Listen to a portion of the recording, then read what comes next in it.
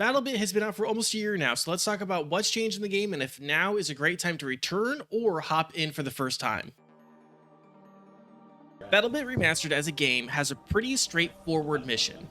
What if Battlefield, but voxel? Hardly a novel idea. I covered a game a few years ago that tried to do the same thing called Polygon. But where this game succeeded where Polygon didn't is achieving the full-scale feeling of a Battlefield game, complete with proper roles, vehicles, great map design, and excellent VoIP system that gave the game a fantastic sense of immersion.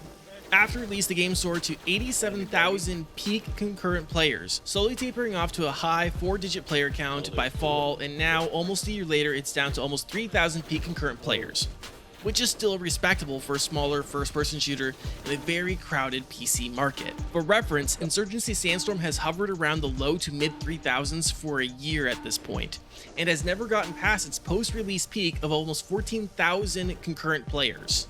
Battlefield 2042 had settled in the mid to low 5-figure player numbers outside of its release window and free weekends. The reason I bring up player numbers so early in this video is really twofold. Multiplayer only games really need a robust player base to operate, and I don't want to recommend anyone get a game that they feel like is on its last legs.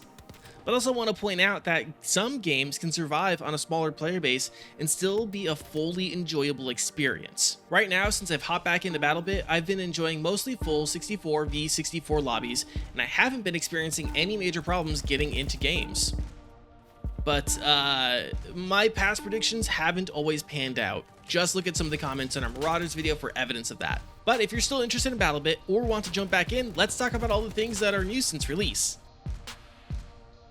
Ooh, not really a lot.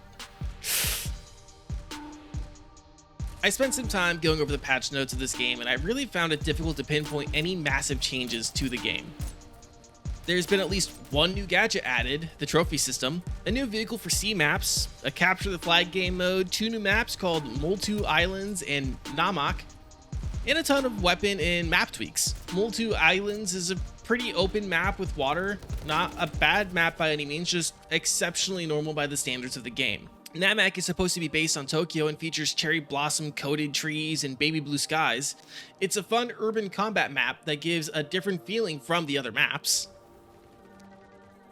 I wouldn't say the way the game is progressing is an issue per se, but when I jumped back in after 11 months and the game didn't feel that different, it was just a little disappointing.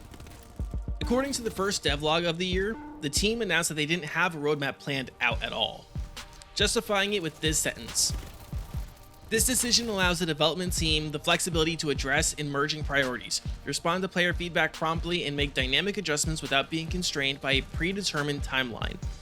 Which, you know what, is fair. This is a small team, and an independent one at that, and it's hard to blame them for wanting to make sure the game remains as well balanced and optimized as possible. But that leaves me in a weird place in this video, doesn't it? There isn't big monumental changes to talk about, nothing that can be picked apart or dissected. What am I supposed to talk about? I think what I realized when working on this video is that what I'm supposed to say is that this game is still fun. Is BattleBit still good in 2024? Yes, because BattleBit was good in 2023. This game still has the great gunplay it had a year ago, the vehicle controls are still solid, the maps and game modes still slap, the massive size and scale of the game in 64v64 maps is still immersive despite the voxel art style. The proximity chat that made the game such a viral hit is still here. There's just a little less meminess now. And it's weird, it's oddly refreshing to talk about a game a year after release and still like everything about it. The majority of the changes to this game were game balance tweaks and optimization, polishing an already shiny gem. I saw some posts in the Reddit of this game complaining about a lack of content updates, and I know for someone who has hundreds of hours into the game, that would be disappointing. But as someone with just under 60, I'm glad I can come back to a solid experience and not feel like I've been left behind. So if you're someone who wants to jump back into BattleBit Remastered or never joined the hype train in the first place, now would be your time to get back into it or hit that buy now button. Thanks for watching this video. Let us know in the comments if you're hopping back into BattleBit or if you're starting it up for the first time. We might even play some games with you. If you like this video, leave a like and subscribe. It helps us out a ton. Until next time, stay safe, stay healthy, keep fighting the good fights, and we'll see you in the next video.